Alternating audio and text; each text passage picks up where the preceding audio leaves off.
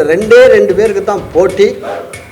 என்ன அப்படின்னா என்னடா இது ரெண்டே ரெண்டு பேருக்கு தான் போட்டி அப்படின்னா யாருன்னா ஒதுக்குறது? அங்கே அப்படியெல்லாம் யாரும் ஒதுக்கப்படலாம் முடியாது. இங்கே திறமை இருக்கிறவன் ஓடிட்டே இருப்பான், ஜெயிச்சுட்டே தான் இருப்பான். இங்கே சினிமா திறமை இருந்ததுன்னா வரவே இருக்கும், திறமை இல்லை அப்படின்னா கொஞ்சம் வெயிட் பண்ண வைக்கும். விவேக் சார் நல்ல முடிவு எடுத்துங்காட்டி தான் எனக்கு ஒரு நல்ல படம் கிடச்சது. அன்னையிலேருந்து இன்றைக்கி ஓடுறேன்.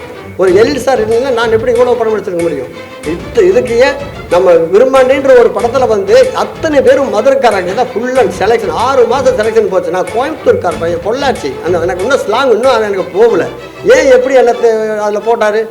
நம்மக்கிட்ட இருக்கிற ஒரு டேலண்ட் தான். இத்தனை நாளாக கஷ்டப்படுறானே, ஒரு வாய்ப்பு கொடுக்கலான்னா கொடுத்தாரு. உண்மையாலுமே இப்போ நான் வந்து நல்ல சூரிய மாதிரி தான் சூரிய பார்த்து உண்மையுமே சூரிய பார்த்து நான் வந்து பொறாமையே பட்டிருக்கிறேன். என்னடா நம்மளை மச்சான் நம்மளாம் ஒரே ரூமில் எப்படியெல்லாம் இருந்துருக்கிறோம், சட்டை இல்லாமல் ஓடி கிழிச்சு சுற்றி இருக்கிறோம். இன்றைக்கி வந்து அவன் ஆளே டோட்டலாக மாறி இருக்கிறானே, இதெல்லாம் பார்த்தோம் உனக்கு புத்தி வேலை போட்டாச்சு அப்படின்ட்டு நானும் இப்போ ஜிம்முக்கு போக ஆரம்பிச்சிட்டேன்.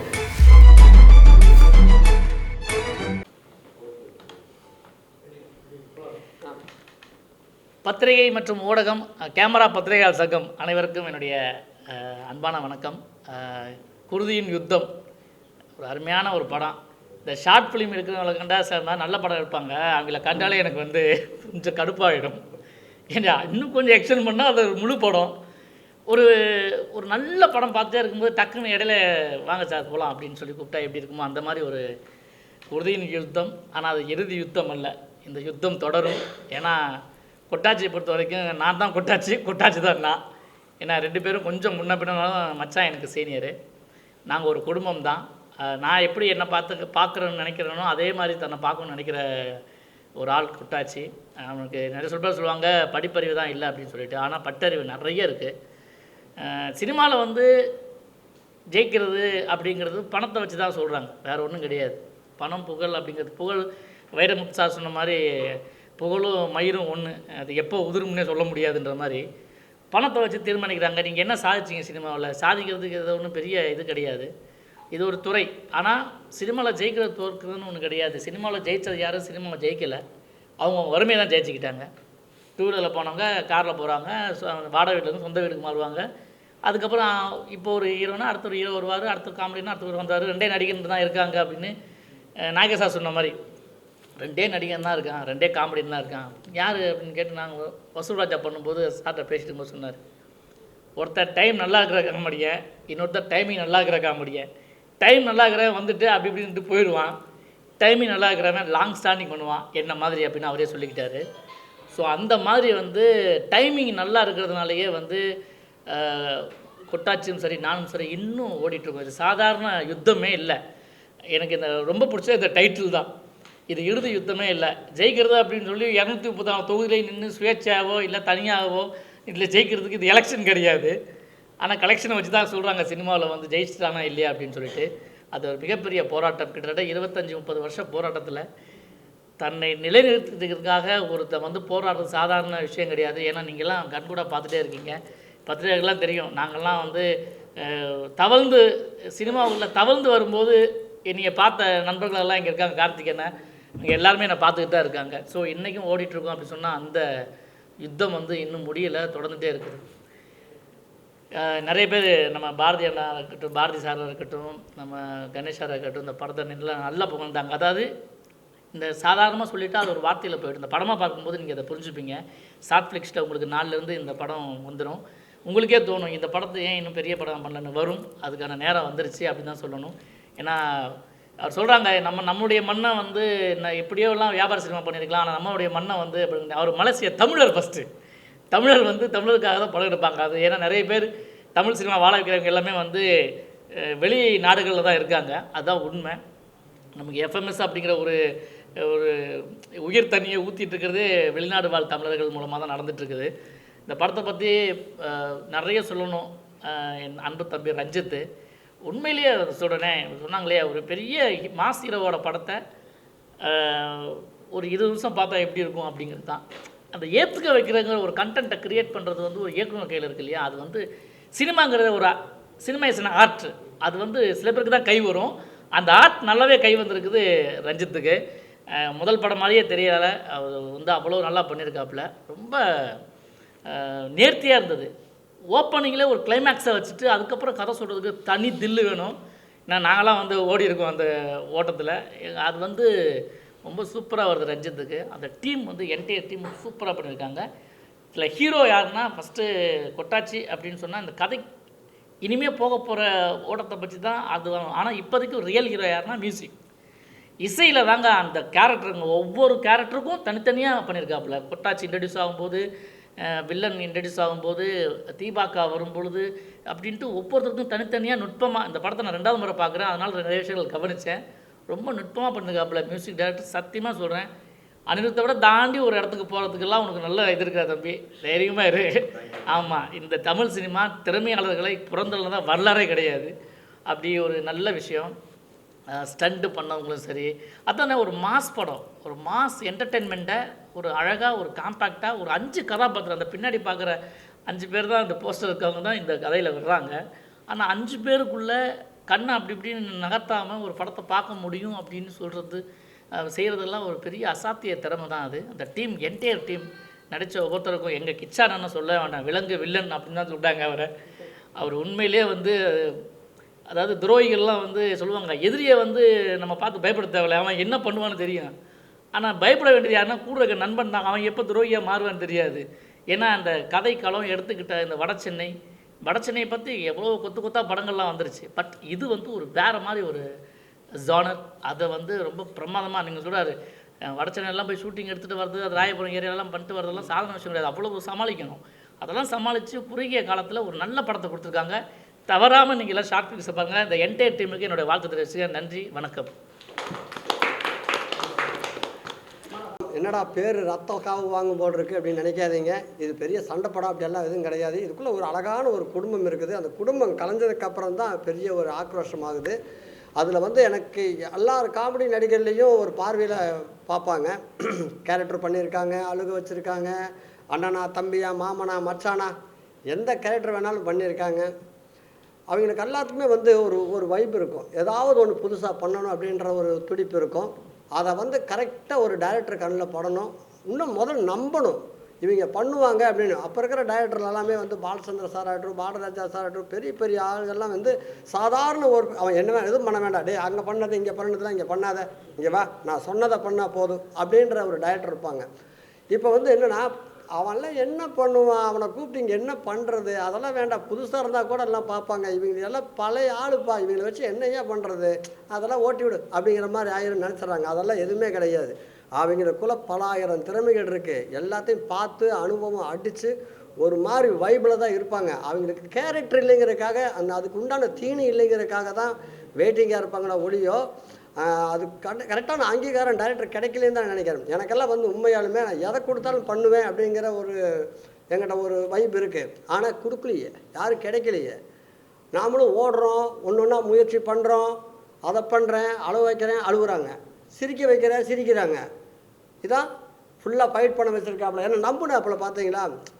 இப்போது இவன் நினச்சிருந்தா என்னோடய கேரக்டருக்கு யாரை வேணாலும் போடலாம், எதை வேணாலும் பண்ணலாம். என்னோட கூடவே கடந்து வந்துட்டு இருக்கிறான். எங்கிட்டக்குள்ளே வேறு ஒரு விஷயம் இருக்குங்கிறத அவன் தான் நான் பார்த்தான். அது மாதிரி வந்து இந்த படம் கண்டிப்பாக வந்து இங்கே இதில் ஒர்க் பண்ண அத்தனை பேர்த்துக்குமே, இந்த குறும்படம் வந்து எதுக்கு எல்லாமே எடுக்கிறாங்க அப்படின்னா அடுத்த கட்டத்துக்கு போகிறதுக்கும் தான், அவங்களுடைய திறமையை காட்டுறதுக்கும் தான். பெருசாக பண்ணுறதுக்கு அவங்களுக்கு வந்து பெரிய பொருள் செலவு ஒரு ப்ரொடியூசர் கான்ஃபிடண்ட்டாக இல்லை.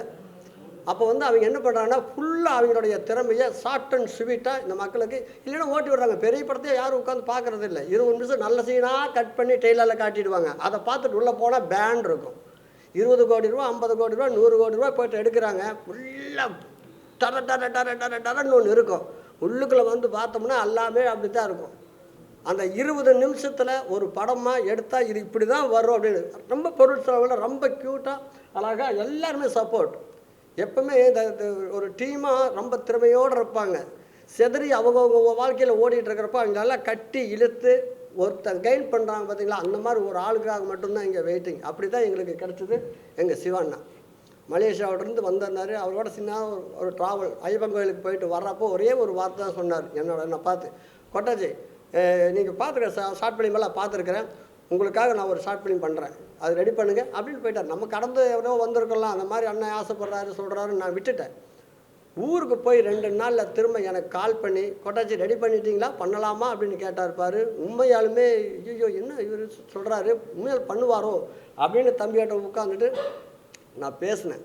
இந்த மாதிரி அவரை நடிக்க வைக்கணும், அவருடைய தோற்றம் லுக்கு இதெல்லாமே வந்து ஒரு ஆக்ஷன் ஹீரோக்குள்ள ஒரு வில்லன் மாதிரி இருப்பார் அப்படின்னு சொன்ன உடனே இவன் இப்போ காசு போடுறவங்கெல்லாம் நடிக்கிற மாதிரி இருந்துன்னா ஒரு மாதிரினே அப்படி டேய் அவரை பாடுறா ஃபஸ்ட்டு அப்படின்னு பார்த்தா நம்ம சிங்கம் படத்தில் ஒருத்தர் வந்து வேலை எடுத்து ஏற்றிட்டு அப்படின்ட்டு போவாள் அது மாதிரி இருந்தார் ஆள். ஆனால் இவர் தானே சூப்பரு, இவருக்கு உனக்கு வச்சு தான் நான் பண்ணுறேன் அப்படின்னு போட்டு ஒரு ட்ராக் ஒன்று எடுத்து நம்பி இந்த இடத்துல பார்த்துருப்பீங்க. படத்தில் பார்த்தீங்கன்னா தெரியும் அவர் புதுசாகவே இருக்காது. கண்டிப்பாக வந்து எல்லாத்துக்கும் குடும்பம் ஒருத்தர் இவனை பார்த்தா காசிமேட்டில் ஒருத்தர் கோவப்படுற மாதிரி தான் அந்த கேரக்டரே இருக்கும். எல்லாருமே அருமையாக மியூசிக் டைரக்டராக இருக்கட்டும், மியூசிக் டைரக்டரும் இந்த எடிட்டரும் அண்ணன் தம்பி 2 பேருக்கு என்ன ஒரு ஒற்றுமை பல்ஸ்னா, இவன் டங்குன்னு கட் பண்ணுற தகுந்த மாதிரி அவன் மியூசிக் டுட்டுன்னு அவன் கட் பண்ணால் டட் பின்னாலே வர்றது. இதுதான் அங்கே அவங்க 2 பேர்த்துக்கு கரெக்டாக கனெக்ட் ஆகிருக்குன்னு நினைக்கிறேன்.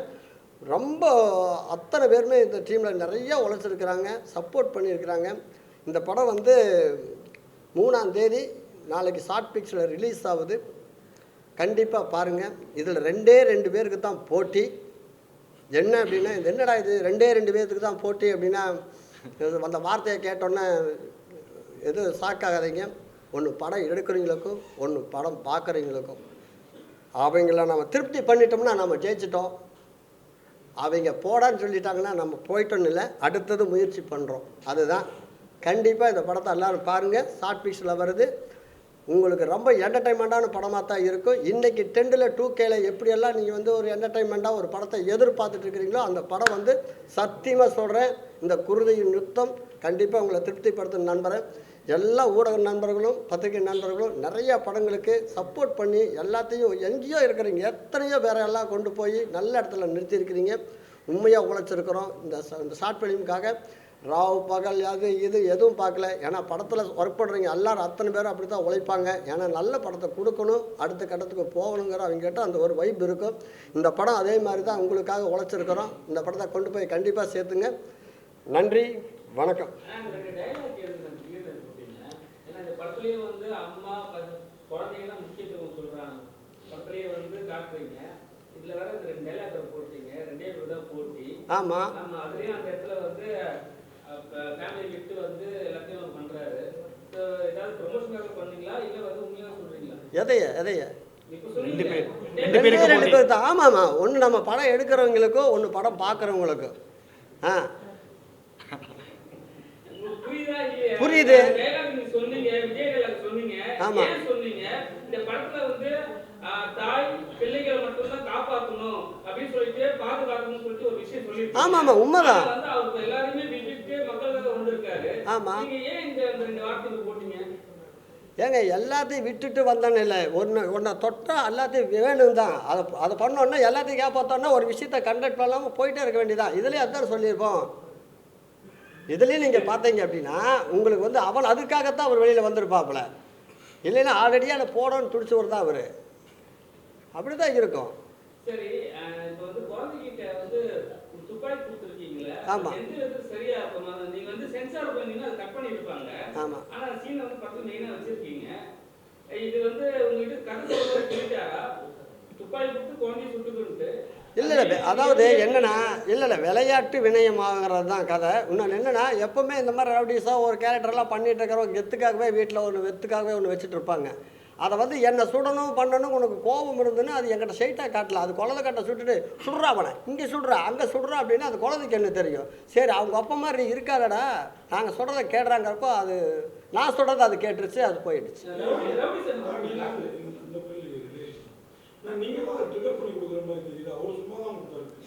எதுண்ணே? ஆமாம், இல்லைண்ணே நான் ட்ரிக்கலெல்லாம் பண்ணலை. நீங்கள் வேறு குழந்தையோட ட்ராவலில் தான் நான் போகல, அது போட்டுக்கிச்சு. ஆனால் ஆல்ரெடி கோவம் இருந்ததில்ல, அந்த கோபத்தை வந்து வன்மையாக்கிட்டேன். ஆமாம் ஆமாம் ஆமாம். இல்லை அவங்க மேலே வன்மமெல்லாம் கிடையாதுண்ணே. நம்மளுக்கு வந்து அந்த இடத்துல வந்து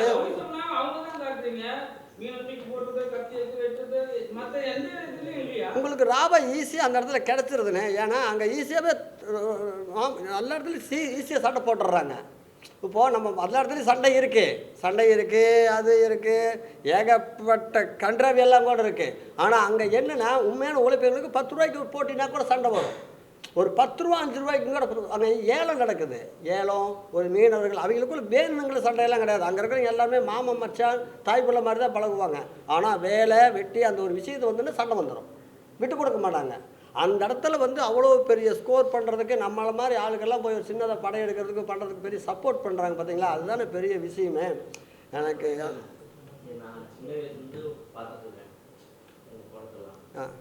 உங்களாலேயே ஒரு தூரம் ஜெயிக்க முடியல. ஏன் நீங்கள் வடிவேல் சார், விவேக் சார் இப்போ இறந்துட்டாரு, விவேக் சார் அப்புறம் சொல்ல கை கொடுத்துருக்காரு, வடிவேல் சார், அதுக்கப்புறம் சூரியதான் உங்களுடைய ஃப்ரெண்டுன்னு நினைக்கிறேன்.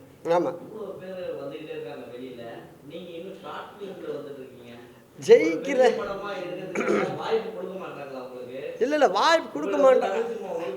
எவன் ஐயோ யாருன்னா ஒதுக்குறது? அங்கே அப்படியெல்லாம் யாரும் ஒதுக்கப்படலாம் முடியாது. இங்கே திறமை இருக்கிறவன் ஓடிட்டே இருப்பான், ஜெயிச்சுட்டே தான் இருப்பான். இங்கே சினிமா திறமை இருந்ததுன்னா வரவே இருக்கும். திறமை இல்லை அப்படின்னா கொஞ்சம் வெயிட் பண்ண வைக்கும். அதை அவன் கற்றுக்கிட்டு அடுத்த கட்டம் போவான்.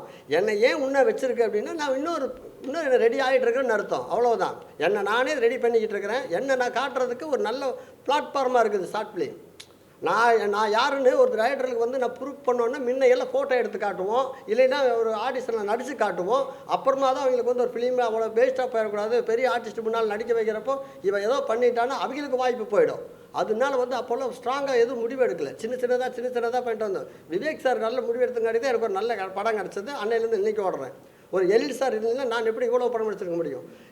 இதுக்கு ஏன் நம்ம விரும்பாண்டின்ற ஒரு படத்தில் வந்து அத்தனை பேரும் மதுரைக்காரங்க தான் ஃபுல் அண்ட் செலெக்ஷன். 6 மாதம் செலெக்ஷன் போச்சு. நான் கோயம்புத்தூர்கார் பையன், பொள்ளாச்சி. எனக்கு இன்னும் ஸ்லாங் இன்னும் அது எனக்கு போகல. ஏன் எப்படி என்னை அதில் போட்டார்? நம்மக்கிட்ட இருக்கிற ஒரு டேலண்ட் தான். ஐயோ இத்தனை நாளாக கஷ்டப்படுறானே, ஒரு வாய்ப்பு கொடுக்கலான்னா கொடுத்தாரு இல்லையே. அவங்ககிட்ட ஏதோ டேலண்ட் இருக்குது, திறமை இருக்குது, அவனோட பாடி லாங்குவேஜ் நல்லா இருக்குது, இது கரெக்டாக இருக்குன்னாரு. நான் கற்றுக்கிட்டல, என்னால் பிடிச்ச மதுரை ஸ்லாங்கை கற்றுக்கிட்டு அந்த படத்தில் ட்ராவல் பண்ணேன். உண்மையாலுமே இப்போ நான் வந்து நல்ல சூரிய மாதிரி தான் உண்மையுமே சூரிய பார்த்து நான் வந்து பொறாமையே பட்டிருக்கிறேன். என்னடா இவன் நம்மளை மச்சான் நம்மளாம் ஒரே ரூமில் எப்படியெல்லாம் இருந்துருக்கிறோம், சட்டை இல்லாமல் ஓடி கிழித்து சுற்றி இருக்கிறோம். இன்றைக்கி வந்து அவன் ஆளே டோட்டலாக மாறி இருக்கிறானே, இதெல்லாம் பார்த்தோம் உனக்கு புத்தி வேலை கொட்டாச்சு அப்படின்ட்டு நானும் இப்போ ஜிம்முக்கு போக ஆரம்பிச்சிட்டேன். ஜிம்முக்கு போகிறேன், நல்லா ஒரு உடம்பை வந்து கரெக்டாக கண்ட்ரோல் கொண்டு வரேன், நல்ல ஃபுட்டு எடுத்துக்கிறேன். அதுக்குண்டான வாய்ப்பு இவன் ஒருத்தர் எனக்கு சொல்கிறான் அப்படின்னா அதுக்கு உண்டான எனக்கு எடுத்துக்கிற சின்ன டைட்டரு. இவன் நாளைக்கு பெரிய டைட்டர் ஆகலாம், லோகேஷ் கனகராஜ் மாதிரி. ஆனால் அவன் ஆகிறதுக்கு முன்னால் இவன் நம்புறான்னா அவன் நம்பிக்கையோடு நான் இருக்கணும். அதுக்கு தகுந்த மாதிரி நான் உடம்பை கரெக்டாக எல்லாம் கொண்டு வந்தால் தான் அவன் ஃப்ரேமில் வந்து சின்ன படம் பெரிய படமெல்லாம் இல்லை, ஜெயிக்கிற அத்தனை படமே பெரிய படம் தான். முதல்ல இந்த கேரக்டர் அவர் சொன்னப்போ உங்களால் பண்ண முடியும்னு தோணுச்சு. ஏன்னா எங்களுக்கே அவங்களை பார்க்குறப்ப ஆச்சரியமா இருக்குது. தோணுச்சுங்க இந்த திறமையை. சும்மா ஒரு 4 சீன் காமெடி வருவீங்க, சின்னதாக சென்டிமெண்ட் அழகாக வைப்பீங்க. ஆமாம், இது வந்து பார்த்தோன்னே நம்ம ஒட்டா செய்யாது அப்படிங்கிற அளவுக்கு இருந்தது. இல்லை எனக்கு என்னன்னா அவர் சொன்ன உடனே நம்ம பண்ணணும். ஆமாம் கண்டிப்பாக. ஆமாம், அவருக்குள்ளே வேறு என்னமோ ஒரு விஷயம் ஒன்று யோசிச்சிருக்காரு. அவருக்கு பெரிய ஹீரோ கிடைக்கல, கொட்டாச்சி வச்சு ட்ரை பண்ணியிருக்காருன்னு நினைக்கிறேன். ஆனால் அவர் இல்லை, ஆமாம் ட்ரை பண்ணியிருக்காரு. அந்த கிடைச்ச வாய்ப்பையும் நான் தக்க வச்சுருக்கிறேன்னு நினைக்கிறேன். தக்க வைக்கிறேன்னா கண்டிப்பாக நல்லா பண்ணியிருக்கிறேன்னு நினைக்கிறேன். இதே வந்து எனக்கு பெரிய படமாக கிடைக்கிறப்ப இதுக்கு மேலே எத்தனை படம் எடுத்தாலும் என்னோட பசிக்கு தீனி போடுறதுக்கு இங்கே டைரக்டர் இல்லை. கண்டிப்பாக நான் அது ப்ரொடியூசரோட இது வந்து கதையாக நான் எழுதிட்டேன், நான் ஒரு கேரக்டராக வச்சு. ஸோ இதுக்கான முடிவுகள் வந்து ப்ரொடக்ஷன் தான் எடுக்கணும். ஏன்னா அவங்கள வச்சு தான் எனக்கு படம் எடுக்க முடியும். ஸோ அவங்க சொல்கிறத நான் ஃபாலோ பண்ணுற மாதிரி, அவங்க சொல்கிறதா ஃபாலோ பண்ணுறேன். பெரிய படத்துலேயே வந்து ஆனால் இல்லை இதோட கதைகள் வந்து என்னென்னா பெரிய படங்கள்லேயும் அப்படிதான் ஒரு கூலி படம் அதான் போவாங்க.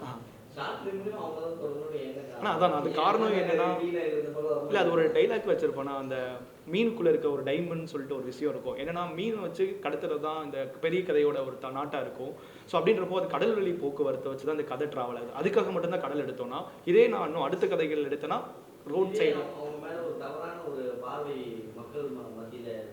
கண்டிப்பாக வரும். ஆனால் ஃபீச்சர் ஃபிலிமாக பண்ணும்போது அந்த தவறுகள் இல்லைன்றதை நான் சரி பண்ணிடுவேன். அதுக்கு என்னால் கன்வே பண்ண முடியும். ஷார்ட் ஃபிலிமில் கன்வே பண்ண முடியல, பட் அதுக்கு கண்டிப்பாக நான் பண்ணிவிடுவேன். அந்த மாதிரி தவறுகள் எப்போவுமே பண்ண மாட்டேன்.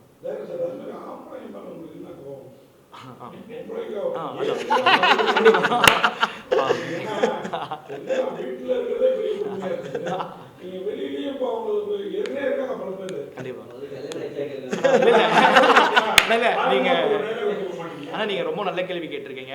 ஆக்சுவலாக அந்த தவறுகள் செய்கிறவங்க எப்போவுமே ஃபேமிலியை பற்றி யோசிக்க மாட்டாங்கன்னு நான் நம்புகிறேன். ஏன்னா அப்படி யோசிக்கும் போது கண்டிப்பாக தவறு செய்ய மாட்டாங்க. ஏன்னா இவங்க செய்கிற தவறுகள் எல்லாமே குழந்தைகளையும் குடும்பத்தை மட்டுமே பாதிக்குது. ஸோ அதோட மெயின் தாட்டும் இதில் நான் வச்சிருப்பேன். ஆனால் என்னால் அதான் ஃபீச்சர் ஃபிலிமாக பண்ண முடியல, இல்லை கன்வே பண்ண முடியல. ஏன்னா அருவா எடுக்கிறப்போ தன்னோட குழந்தை இருக்குது, தன்னோட ஃபேமிலி இருக்குன்னு யோசித்தாங்கன்னா கண்டிப்பாக கீழே போட்டுருவாங்க. ஆனால் அதை மீறி நான் பார்த்துக்கலான்னு எடுக்கும்போது பின்னாடி குடும்பங்கள் கஷ்டப்படுறதை யாருமே யோசிக்கிறது இல்லாதனால தான் இங்கே தவறுகள் நிறைய நடக்குது. ஸோ அதை தவறுகளாக காமிச்சு தான் அதுக்கான சொல்யூஷன் கொடுக்க முடியும். அதுக்காக தானே இந்த படத்தை. ஆனால் இது வந்து ஒரு 3 daysல நான் ஷூட் பண்ணேன். எனக்கு அதுக்கான டைம் தான் கிடச்சிச்சு. அதுக்குள்ளே நாங்கள் 20 minutesல பண்ணிட்டோம். ஃபீச்சர் ஃபிலிமாக இருந்தாலும் எனக்கு குறுகிய டைமில் என்னால் முடிக்க முடியும். ஏன்னா அதுக்கான டீம் எனக்கு கூட இருக்காங்க. ஏன்னா எல்லாரும் பணத்துக்காக இல்லாமல் ஒரு டைம் ஜெயிச்சிட மாட்டோமா அப்படின்னு கூட சேர்ந்து ஓடுறாங்க. ஸோ அதனால் பெரிய கமர்ஷியலாக இல்லாட்டியும் பரவாயில்ல, எனக்கான சின்ன சின்ன சப்போர்ட் கிடைச்சாலே போதும் இந்த படத்தை பெரிய படமாக என்னால் எடுத்துட முடியும் ஒரு நம்பிக்கை. நான் ரொம்ப நன்றி. ரொம்ப ரொம்ப நன்றி. நானும் என்னோட டீமும் மூவி பண்ணுறதுக்காக ரொம்ப வருஷம் முயற்சி பண்ணிகிட்டு இருக்கோம். அதுக்கான ஒரு சின்ன அடையாளம் தான் இந்த குருதியின் யுத்தம். ஸோ இந்த அடையாளத்தை உருவாக்குறதுக்காக கொட்டாச்சி அண்ணா சிவா எங்களுக்கு ஒரு சின்ன வாய்ப்பு கொடுத்துருக்காங்க. அதை நாங்கள் எங்களால் முடிஞ்ச அளவுக்கு முயற்சி பண்ணி ஒரு சின்ன ஷார்ட் ஃபிலிமாக பைலட் ஃபிலிம் ஆக்சுவலாக ப்ரொடக்ஷனில் பிச் பண்ணுறதுக்காக இதை பண்ணியிருக்கோம். கொட்டாச்சியோட நண்பர்கள் எல்லாருமே வந்து அண்ணாக்கள் எல்லாமே பார்த்துட்டு அவங்க மீடியாக்காக பேசாமல் மனசுலேருந்து பேசினது ரொம்ப ரொம்ப சந்தோஷமாக இருந்துச்சு. ஆக்சுவலாக இதுதான் எங்களுக்கு வேணும். ஏன்னா இந்த ஃபயர் தான் எங்களை நெக்ஸ்ட் அளவுக்கு மூவி பண்ணுறதுக்கு நகர்த்தி கொண்டு போகும்னு நம்புகிறோம். ஓடிடியில் வந்து ஷார்ட்ஃப்ளிக்ஸ் April 3 ஆக்சுவலி நாளைக்கு வந்துட்டு ஈவினிங் ரிலீஸ் ஆகுது. நீங்கள் எல்லோரும் கண்டிப்பாக இதை பார்க்கணும். பார்த்துட்டு இது நல்லா இருக்குன்னு சொல்கிறத தாண்டியும் இதில் இருக்க குறைகளை நீங்கள் சொன்னாலே எங்களுக்கு போதும். ஏன்னா நாங்கள் மூவி பண்ணுறதுக்கு அது ரொம்ப சப்போர்ட்டிவாக இருக்கும். நாங்கள் அதை சரி செஞ்சு எனக்கு தெரிஞ்சு கூடியவர்களில் நீங்கள் சொன்ன ஆசீர்வாதமும் நீங்கள் கொடுக்க போகிற சப்போர்ட்னாலேயும் இந்த இயரில் நாங்கள் மூவி பண்ணுறோன்னு பயங்கர நம்பிக்கை வந்துருச்சு. ஸோ கண்டிப்பாக நீங்கள் ஷேர் பண்ணி சப்போர்ட் பண்ணுங்கள். குறைகளும் சொல்லுங்கள், நாங்கள் சரி பண்ணி இதை ஒரு ஃபீச்சர் ஃபிலிமாக பண்ணிடுவோம்னு நம்புகிறோம். நன்றி, வணக்கம். ஏதாச்சும் கூட கேட்குறீங்களான்னு பெரிய அது பெரிய மூவியில் போகிறோம்.